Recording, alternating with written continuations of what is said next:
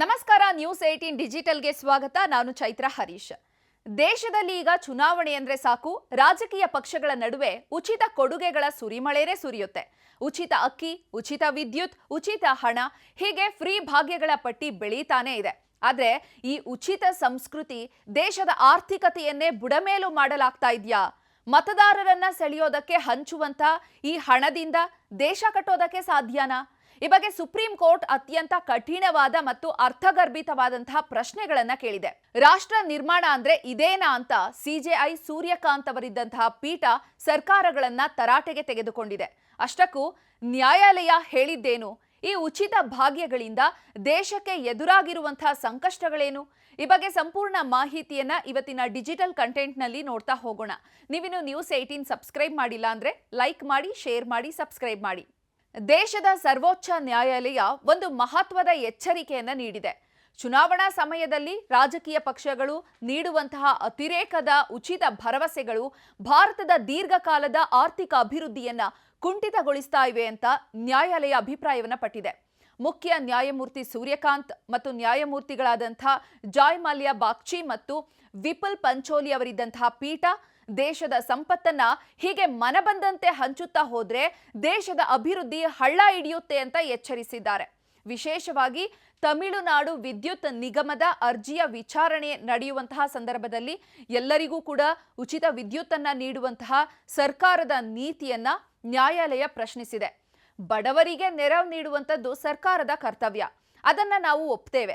ಆದ್ರೆ ಹಣ ನೀಡುವಂತಹ ಶಕ್ತಿ ಇರುವವರಿಗೂ ಕೂಡ ಉಚಿತವಾಗಿ ವಿದ್ಯುತ್ ನೀಡುವಂಥದ್ದು ಕೇವಲ ಓಲೈಕೆಯ ರಾಜಕಾರಣ ಅಲ್ಲದೆ ಮತ್ತೇನು ಅಂತ ಸಿಜೆಐ ಕಟುವಾಗಿ ಪ್ರಶ್ನಿಸಿದ್ದಾರೆ. ಅಭಿವೃದ್ಧಿ ಯೋಜನೆಗಳಿಗೆ ಹಣ ಇಲ್ಲ, ಇನ್ನು ಕೇವಲ ಸಂಬಳವನ್ನ ನೀಡಲು ಮತ್ತು ಉಚಿತ ಭಾಗ್ಯಗಳಿಗೆ ರಾಜ್ಯಗಳೆಲ್ಲ ಸೀಮಿತವಾಗಿದೆ ಅಂತ ಹೇಳಿದೆ. ಇನ್ನು ರಸ್ತೆ, ಆಸ್ಪತ್ರೆ, ಶಾಲೆಗೆ ಒತ್ತು ನೀಡಬೇಕಾಗಿದೆ. ಆದಾಯ ಹೆಚ್ಚಿದ್ರೂ ಕೂಡ ಉಚಿತ ಹಂಚಿಕೆ ಮಾಡುವುದು ಸರಿಯಲ್ಲ ಅಂತ ಪೀಠ ಹೇಳಿದೆ. ಇನ್ನು ದುಡಿಮೆಯ ಸಂಸ್ಕೃತಿಗೆ ಇದರಿಂದಾಗಿ ಪೆಟ್ಟು ಬೀಳುತ್ತೆ. ಬೆಳಿಗ್ಗೆಯಿಂದ ಸಂಜೆವರೆಗೆ ಎಲ್ಲವೂ ಕೂಡ ಫ್ರೀ ಸಿಕ್ಕರೆ ಜನರ ಘನತೆ ಉಳಿಯೋದು ಯಾವ ರೀತಿ? ಇನ್ನು ಬಜೆಟ್ನಲ್ಲಿ ಕೂಡ ಸ್ಪಷ್ಟನೆ ಇರಬೇಕು ಅಂತ ಹೇಳಿದೆ ಪೀಠ. ಉದ್ಯೋಗ ಸೃಷ್ಟಿಗೆ ಆದ್ಯತೆಯನ್ನ ನೀಡಿ ಅಂತ ರಾಜ್ಯ ಸರ್ಕಾರಗಳಿಗೆ ಸುಪ್ರೀಂ ಸಲಹೆಯನ್ನ ನೀಡಿದೆ. ಇನ್ನು ನ್ಯಾಯಾಲಯದ ಅತ್ಯಂತ ಮಾರ್ಮಿಕವಾದಂತಹ ಮಾತು ಅಂದ್ರೆ ಕೆಲಸದ ಸಂಸ್ಕೃತಿಯ ಬಗ್ಗೆ.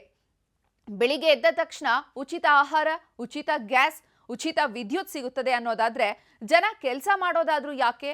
ನೇರವಾಗಿ ಬ್ಯಾಂಕ್ ಖಾತೆಗೆ ಹಣ ವರ್ಗಾವಣೆ ಮಾಡಿದ್ರೆ ಕೆಲಸ ಕಲಿಯೋರು ಯಾರು? ಇದು ದೇಶವನ್ನ ಕಟ್ಟುವಂತ ಹಾದಿನ ಅಂತ ಸುಪ್ರೀಂ ಕೋರ್ಟ್ ಕೇಳಿರುವಂತಹ ಪ್ರಶ್ನೆ ಈಗ ಇಡೀ ದೇಶದಾದ್ಯಂತ ಚರ್ಚೆಗೆ ಕಾರಣವಾಗಿದೆ. ರಾಜ್ಯಗಳು ಈಗಾಗಲೇ ರೆವಿನ್ಯೂ ಡೆಫಿಸಿಟ್ ಅಂದ್ರೆ ಆದಾಯದ ಕೊರತೆಯನ್ನು ಅನುಭವಿಸ್ತಾ ಇವೆ. ಇಂತಹ ಪರಿಸ್ಥಿತಿಯಲ್ಲೂ ಕೂಡ ಹಣವನ್ನ ಹಂಚುವ ಬದಲು ಆ ಹಣವನ್ನ ರಸ್ತೆಗಳ ಅಭಿವೃದ್ಧಿ ಮಾಡೋದಕ್ಕೆ, ನೀರಾವರಿ ಯೋಜನೆಗಳಿಗೆ ಅಥವಾ ಆಸ್ಪತ್ರೆಗಳ ನಿರ್ಮಾಣಕ್ಕೆ ಆ ಹಣ ಬಳಕೆ ಮಾಡಬಹುದಲ್ವಾ ಅಂತ ನ್ಯಾಯಾಲಯ ವಾದವನ್ನ ಮಾಡಿದೆ. ಇನ್ನು ರಾಜ್ಯ ಸರ್ಕಾರಗಳು ಕೇವಲ ಸಂಬಳ ನೀಡೋದಕ್ಕೆ ಮತ್ತು ಉಚಿತ ಭಾಗ್ಯಗಳನ್ನ ಹಂಚೋದಕ್ಕೆ ಮಾತ್ರ ಸೀಮಿತ ಆಗ್ತಾ ಇವೆ ಅನ್ನುವಂಥ ಆತಂಕವನ್ನ ನ್ಯಾಯಪೀಠ ವ್ಯಕ್ತಪಡಿಸಿದೆ. ಸಾರ್ವಜನಿಕ ಸೇವೆಗಳಿಗೆ ಜನರು ಕನಿಷ್ಠ ಶುಲ್ಕ ಪಾವತಿಸಬೇಕು ಅನ್ನುವಂಥದ್ದು ಮೂಲಭೂತ ತತ್ವ. ಉಚಿತವಾಗಿ ಸಿಗುವಂತಹ ಯಾವುದೂ ಕೂಡ ದೀರ್ಘಕಾಲ ಬಾಳಿಕೆ ಬರೋದಿಲ್ಲ. ಕಷ್ಟಪಟ್ಟು ದುಡಿಯುವಂತಹ ವರ್ಗದ ತೆರಿಗೆ ಹಣವನ್ನ ಕೇವಲ ಚುನಾವಣೆ ಗೆಲ್ಲೋದಕ್ಕೆ ಮಾತ್ರ ಬಳಸ್ಕೊಳ್ತಾ ಇರೋದ್ರಿಂದ ಇದರ ವಿರುದ್ಧವಾಗಿ ಸುಪ್ರೀಂ ಕೋರ್ಟ್ ಈಗ ಧ್ವನಿ ಎತ್ತಿದೆ.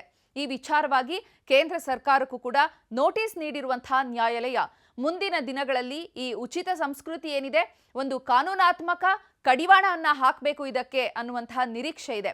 ಒಟ್ಟಾರೆಯಾಗಿ ಹೇಳೋದಾದ್ರೆ ಸರ್ಕಾರದ ಬೊಕ್ಕಸ ಅಂದ್ರೆ ಅದು ಜನರ ಬೆವರಿನ ಹಣ. ಅದು ಭವಿಷ್ಯದ ಅಭಿವೃದ್ಧಿಗೆ ಬಳಕೆ ಆಗಬೇಕೇ ಹೊರತು ಕೇವಲ ಮತ ಸೆಳೆಯುವ ಆಮಿಷಗಳಿಗೆ ಅಲ್ಲ ಅನ್ನುವಂಥದ್ದು ಸುಪ್ರೀಂ ಕೋರ್ಟ್ನ ಇಂದಿನ ಕಠಿಣ ಸಂದೇಶವಾಗಿದೆ. ಒಟ್ಟಾರೆ ಬಡವರಿಗೆ ಸಹಾಯ ಮಾಡೋದು ಸರ್ಕಾರದ ಆದ್ಯತೆ ಆಗಬೇಕು. ಆದರೆ ದೇಶವನ್ನೇ ಒಂದು ಉಚಿತ ಸಂಸ್ಕೃತಿಯ ದಾಸನನ್ನಾಗಿ ಮಾಡೋದು ಎಷ್ಟು ಸರಿ ಅಂತ ಸುಪ್ರೀಂ ಕೋರ್ಟ್ ಪ್ರಶ್ನೆಗೆ ರಾಜಕೀಯ ಪಕ್ಷಗಳು ಉತ್ತರ ನೀಡಬೇಕಿದೆ. ಉದ್ಯೋಗ ಸೃಷ್ಟಿಯ ಮೂಲಕ ಜನರನ್ನ ಸ್ವಾವಲಂಬಿಗಳನ್ನಾಗಿ ಮಾಡೋದ್ರ ಬದಲು ಕೈಗೆ ಹಣ ನೀಡಿ ಸೋಮಾರಿಯನ್ನಾಗಿ ಮಾಡ್ತಾ ಇವೆ ಸರ್ಕಾರಗಳು. ಇದ್ರ ಬಗ್ಗೆ ಆತ್ಮಾವಲೋಕನ ಮಾಡ್ಕೊಳ್ಳೋದಕ್ಕೆ ಇದು ಸಕಾಲ ಅಂತ ಹೇಳಿದೆ. ನಿರ್ಭೀತ, ನಿಷ್ಪಕ್ಷಪಾತ, ವಿಶ್ವಾಸಾರ್ಹ ಸುದ್ದಿಗಳಿಗೆ ಮತ್ತೊಂದು ಹೆಸರಾಗಿರುವ ನ್ಯೂಸ್ 18 ಕನ್ನಡ ಈಗ ಆಪ್ನಲ್ಲೂ ಲಭ್ಯವಿದೆ.